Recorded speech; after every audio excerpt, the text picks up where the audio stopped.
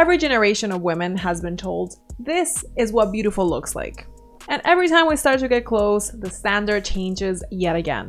In the 2000s, it was low-rise jeans and hip bones. In the 2010s, it was the curvaceous, hourglass Kardashian figure. Now in 2025, it's something different. It's something more natural, more effortless, and yet somehow more unattainable and impossible than ever. So today, let's talk about how the beauty standard has evolved, what it is right now in 2025 when it comes to the face, the body, the overall aesthetics, and why it just keeps becoming more and more unrealistic. Let's get into it. So let's rewind a bit, because beauty standards have never been static. They've always changed quite a bit. And of course, you know, we think back to these like Renaissance bodies or like ancient Greece bodies, and these were quite different. And we do find them by the transition of centuries and not so much by the transition of decades. But the past century, the 20th century, well, we do know what the standard of beauty was for the different decades, and they were absolutely not the same. In the 1940s and especially the 1950s, the ideal was the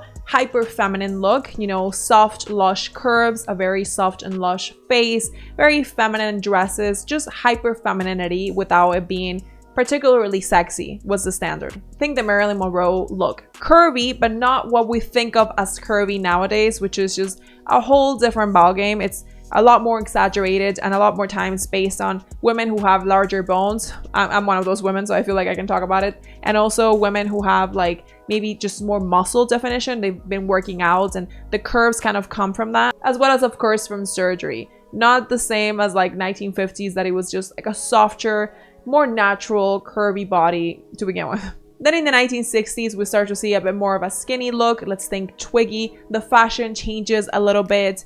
And then it stops being so hyper feminine. And the same happens for the 1970s, where very strong, kind of athletic bodies come to mind. I think Farrah Fawcett in Charlie's Angels. Toned bodies and big hair, which of course also gets into the 1980s, that we always think about all these crazy looks and this crazy hair and the color and the tights. And here, this is the fitness craze, the toned bodies, the muscular looks, the exercised looks, the crazy colors, as we were saying, the sparkle. Then we start to get into the 1990s, which we see kind of two looks, because on one hand, we do see the heroin chick, and you know, Kate Moss is like the poster child of that. We see a little bit of grunge, a bit of that rock and roll heroine vibe, but we also see these like gorgeous, strong supermodels that were not so much heroine chic. So we do kind of see kind of these both things, but once again, we have really departed from the hourglass that was the standard in the 40s and 50s. In the 2000s, we have this like cute, sporty, toned body that's still pretty girly. That's not so much the heroine chic, because the girls are starting to look a bit more toned. Think Christina Aguilera and Britney Spears, that they're always showing like their stomachs with their belly button piercings. So they're definitely skinny, they're definitely toned, but we still haven't gotten into these like curvy, crazy times, and we've definitely departed from heroin chic. And then come the 2010s, which is probably the most relevant to most of us here, because most of us have kind of grown up, come of age or whatever it is around that era. And if you haven't, good for you, because that means you grew up before social media, and before social media was telling you constantly what is beautiful, what isn't, and what you're missing to look like the ideal woman. So in the 2010s, I want to specify, I was like a late teenager, young adult. I wasn't like a child.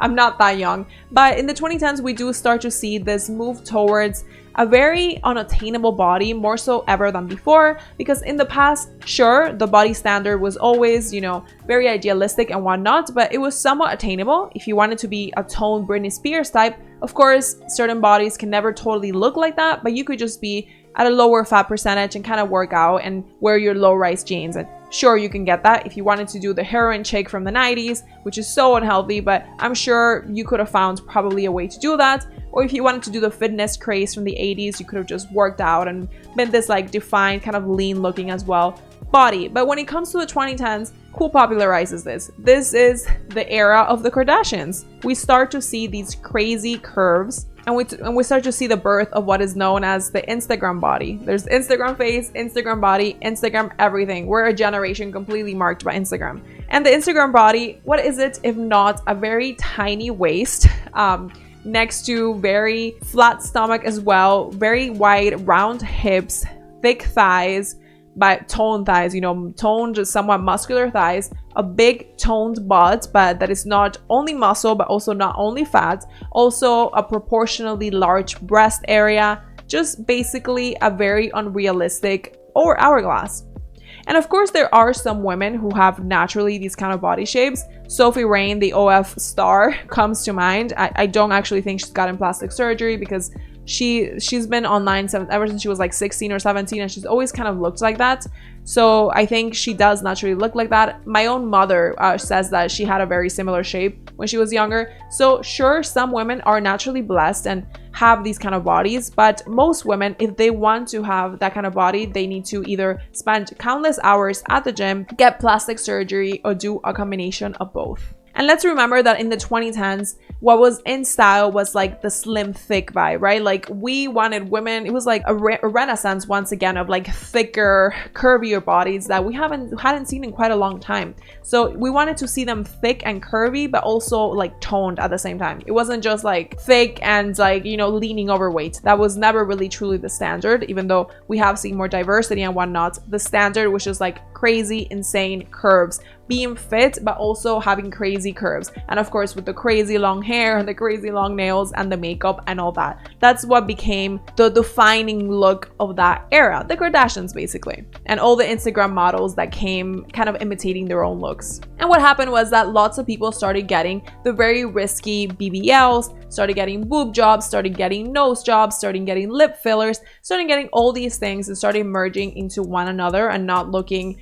all that different or all that separate from each other. And the body itself became just so difficult to attain and maintain, because if you weren't someone that wasn't, you know, genetically blessed, to put it that way, with huge natural butt or boobs or legs or whatever it was, sure, you could kind of work it out of the gym, not the boobs, obviously, the lower body, but it was never really going to be the same way that the kind of butts that we were saying online that were in trend. It was always going to be a lot more defined. I mean, if you don't have the genetics for a big butt, you're never really quite going to have a huge Kardashian butt, the natural one, not the plastic one, no matter how much you worked out. However, for those women that were just so obsessed with this look that they would do anything to achieve it, they always had the option of surgery, and they went and got butt implants and sculpture injections and fat injections and BBLs, and they could have that body if they wanted to. If they really wanted to, they could pay to have it. What happened, however, was that the years started to pass and people started to realize that the 2010s Instagram look was actually a very crazy look.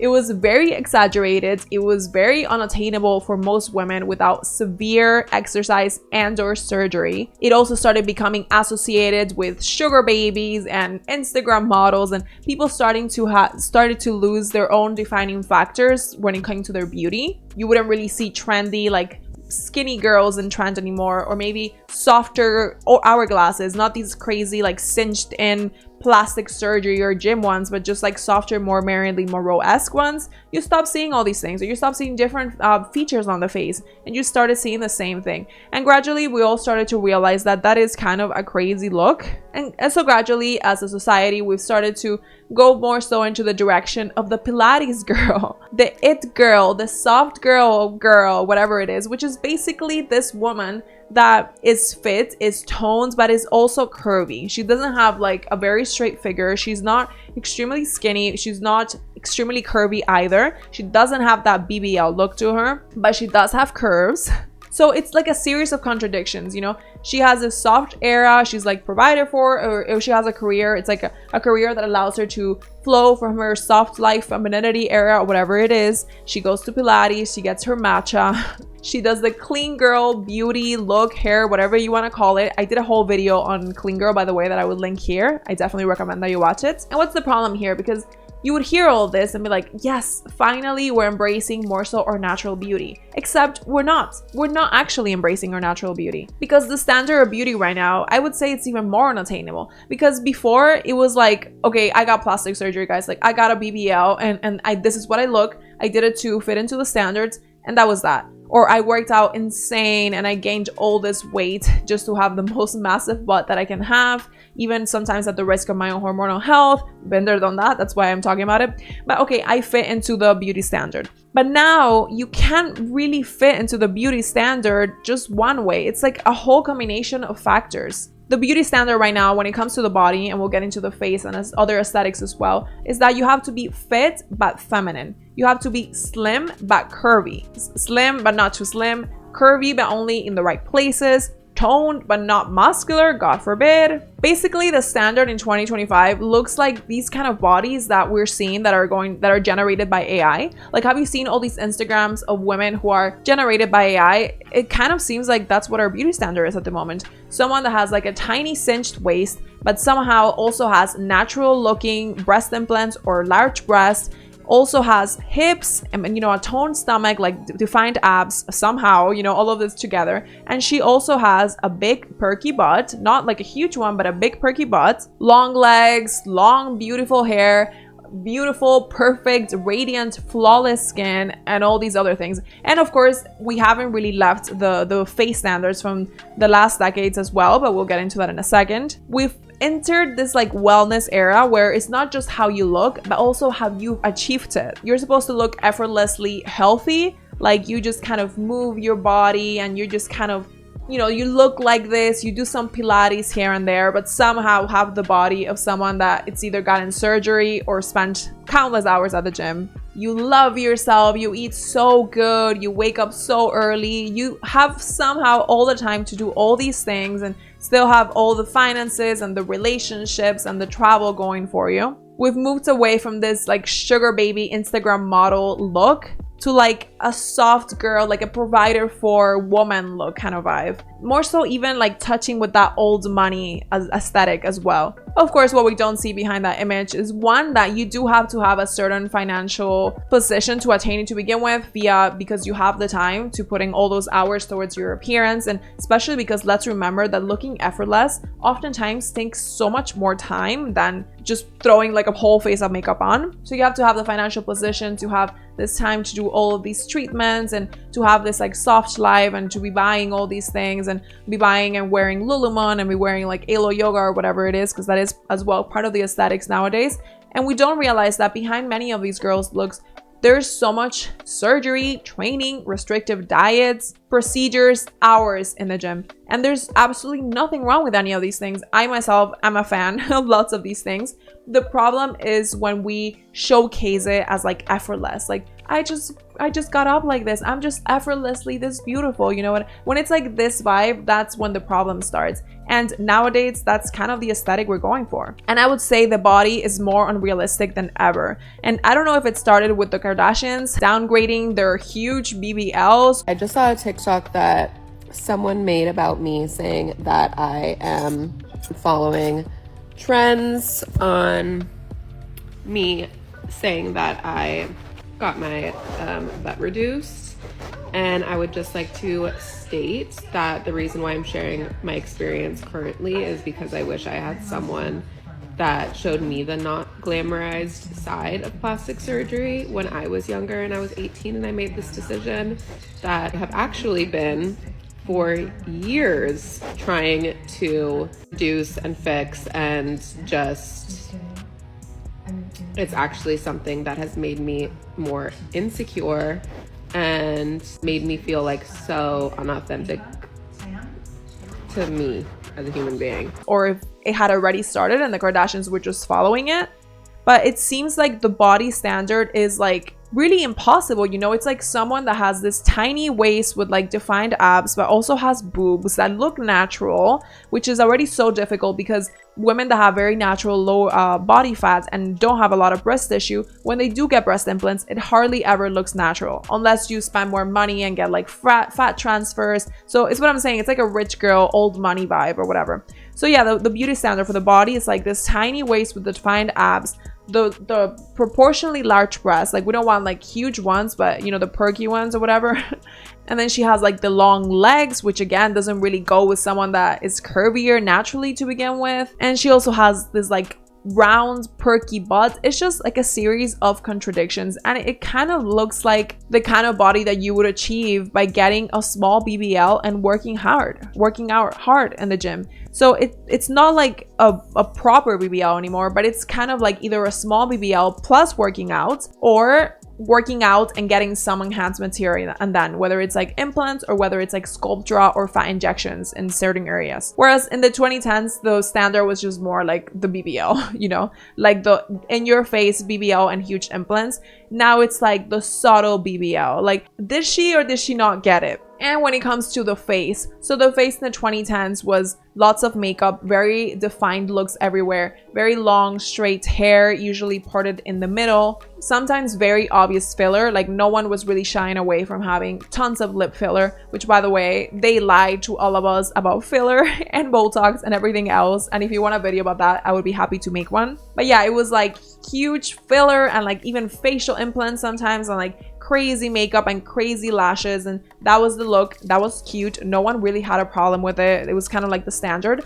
And now we've moved away from that, but certain things remain the same. You know, the whole like tiny upturned nose that was really popular in the past decades, that's still a thing for sure. I haven't really seen like huge noses being in fashion, which is so unfortunate, because I feel like women who have larger noses, they always feel such pressure to have to get it done. Same with when it comes to the eyes, I do see some flexibility. I don't really see the whole fox eye thing being like the only standard anymore like it used to be. You know, some women have doe eyes now and it is very cute, very appreciated. The foxy eye thing, I would say it's kind of getting out of fashion. Like, you do see people with it, but people prefer to do like a subtle eye, like a subtle foxy eye thing, rather than the whole like, you know, crazy trend that we were seeing. The eyebrows, I would say there's more variation with that as well. I would say it's more of a natural look. So you do see some feathered looks, but it's not the crazy like defined look that we were seeing in the 2010s, but it's also not these like crazy feathered. It's like somewhere in the middle. Where it comes to filler, it's definitely not a vibe anymore to have obvious filler.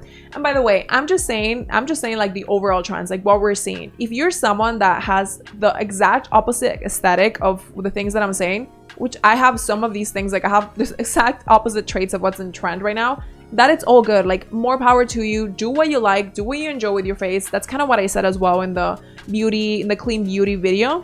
I'm just here kind of observing what's going on and talking about it. I'm not saying you have to go do anything. What matters is that you like your face. But yes, when it comes to filler, most people are really not trying to look like they got filler or even look like they got surgery. People want to look like they're naturally blessed and like they're naturally beautiful, but don't mind taking the extra steps to get there, if that makes any sense. Like, you want to look like you have natural full lips, but you don't want people to know that you got lip filler. Versus in the past few years, no one cared. You know, you did not mind if people knew you got lip filler. In fact, it was kind of like a cute thing. Like, yeah, I got my lips done, so what? Now it's like, ooh, like, sure, add some here and there, but just make sure that they can't really tell I got it done. And I would say the highlights, the most important part, probably the face right now with this clean girl era. It always has been important, but right now it's like enormous, is the skin. The skin is such an important element. Having clear, perfectly clear, healthy, glowy skin is probably the #1 thing.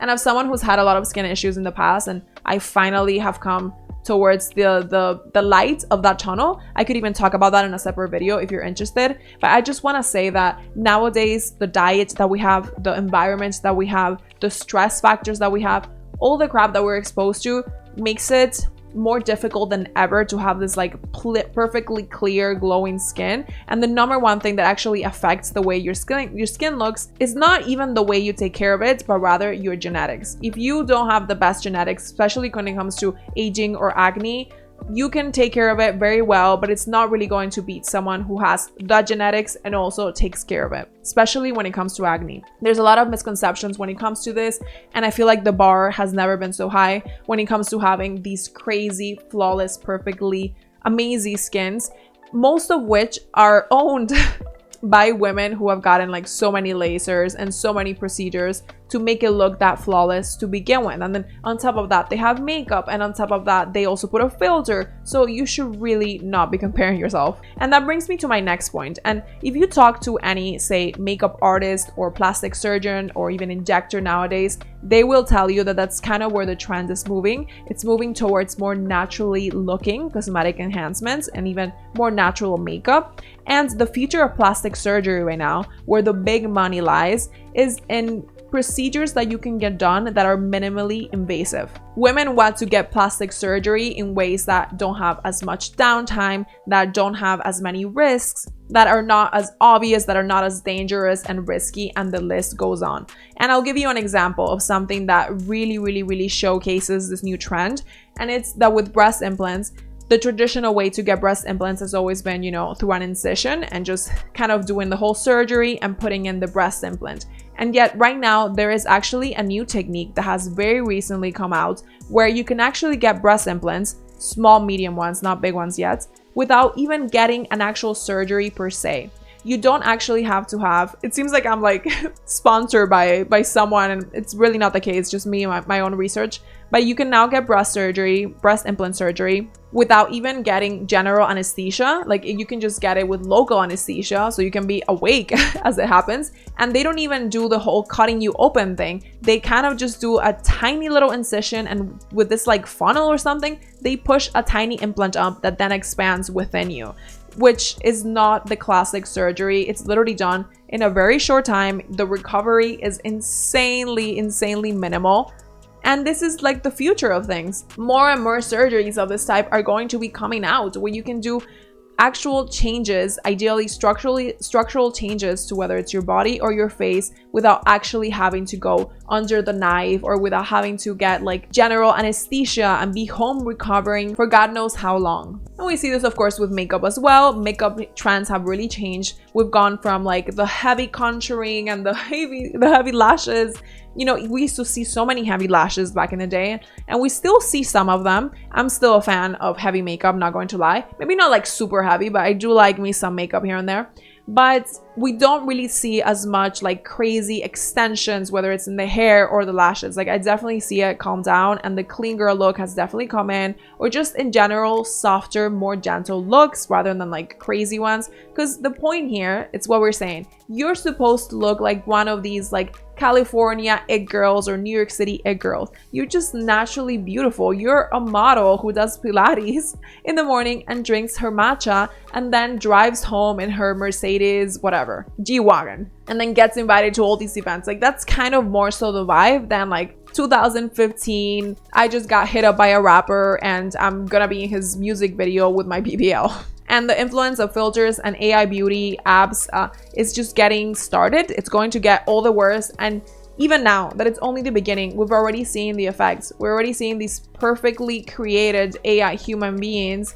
And of course that it's going to impact our beauty standards. It already is. It's putting such pressure on the whole like flawless, perfect skin. And it's only the start, guys. Like it's only going to get worse. I really do think the standard is going to move towards just perfectly looking human being without looking fake, if you know what I mean. Like a human being who is perfect looking, but you can't see obvious signs of surgery. And I would say most Hollywood starlets kind of have that look because most of them do get plastic surgery, but the whole filler Botox vibe, it's a little bit more controlled. They'll get some in very small quantities, and so many of them look like AI. They're so perfect looking, and that's I think where we're moving towards, except most of us probably don't have the means to achieve this anyway. When it comes to fashion, we're in the clean aesthetic era.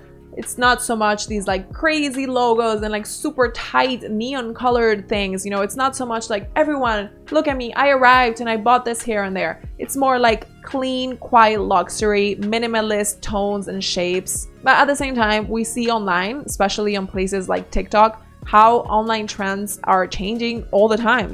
We see mob wife, clean girl, coquette, vanilla girl, all these like aesthetic labels that come with rules as to how to achieve that aesthetic, and before you know it, the aesthetic is gone, which is why I'm not even a fan of following trends to begin with. We can talk about that in another video, but I think as much as you can get trendy, like you can do some things that are trendy at a certain time, God knows I've done it, I still do it. I think it's much more important to figure out what really suits you. What's your kiwi? What are your Kitchener essences? What's your color season? And apply that as well with the things that you personally like. And maybe, yeah, borrow some trendy things here and there, but stay focused, like keep that as like your bread and butter, the things that suit you. Why is this all impossible then? The problem is not so much that beauty standards exist or even that they change. It's just the fact that they change so quickly and They always seem unrealistic, each time progressively getting more and more impossible. You should be natural, but also flawless. You should be fit, but not obsessed. You want to enjoy life a little. You should be confident, but still appealing. You should be unique, but also on trend.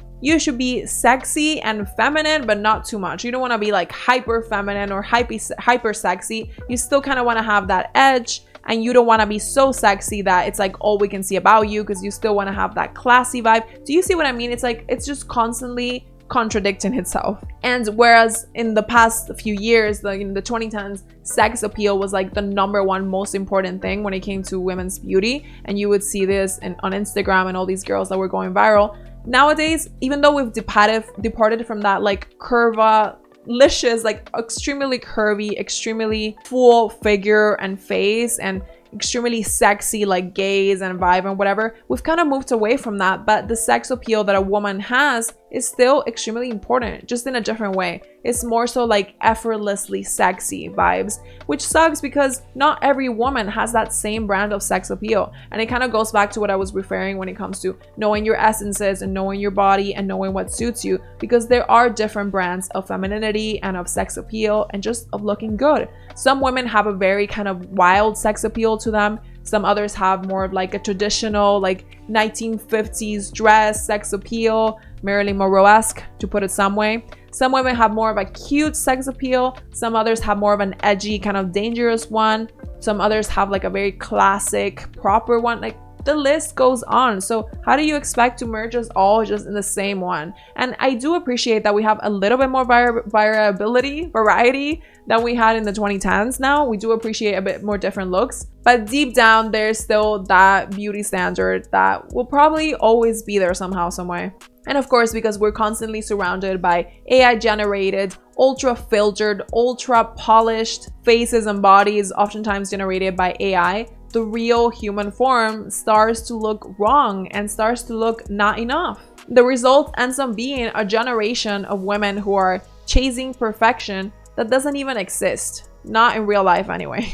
And that brings me to my conclusion here, which is that beauty standards will probably always exist. They always have, they always will. Even for men, there's always been like different trendy bodies and styles for them. But we don't have to treat these beauty standards as rules. We can actually choose what we like for ourselves, and we can combine that with what actually suits us, instead of just being completely led by whatever is in trend when it comes to your body and your face, which is crazy. Like, are you gonna remove your BBL now? Some people are doing it. They're getting liposuction in all the areas where they got fat transferred. They're removing their implants, they're removing their filler, and then what? And if in 10 years again it's all in trend, you're going to do it again? Is that what you're going to be constantly doing? At the end of the day, real beauty is pretty cyclical. What was once in trend will eventually go out of trend and will eventually come back and recycle. Let's all remember these pants that maybe your moms wore and that we thought were hideous, and then they become super trendy again a few years ago. The one thing that's never been out of style is being real, is being authentic to yourself. If you look your authentic best and if you're comfortable with yourself, I guarantee you that will never go out of style. You will never look better than the way you look authentically yourself, if that makes sense. Whether that's the coquette style, because some women are genuinely so suited by that, whether it's the more clean beauty one, whether it's like the mob wife, like the emo, whatever it is that actually suits you and that you're happy with, that will never go out of style, and that will always be you. So if you've ever felt, like many of us, that you can't really keep up, just know that, one, you're not alone. Like, that happens to absolutely everybody. And also, I don't even think you're supposed to keep up. The system is created to make you feel like you can never quite get it right and you can never actually keep up with things. So maybe it's time we even stop chasing these completely unrealistic ideals. I think it's important to have these conversations, because I do think dark times are coming when it comes to AI for both men and women, and absolutely everything, not just beauty, like jobs and absolutely everything we can imagine. So it's so important to have these conversations and to keep ourselves grounded and to remember what's important, and that what's out there 99% of the time, it's so fake. It's so fake. It's nothing compared to what you actually think it is in real life. And you will never be more attractive and more happy than if you just really embrace your own authentic beauty and do your absolute best to bring it out. So yeah, hope that helps. I would love to hear your comments in the comment section. Give me your likes, please subscribe, and I will see you very soon.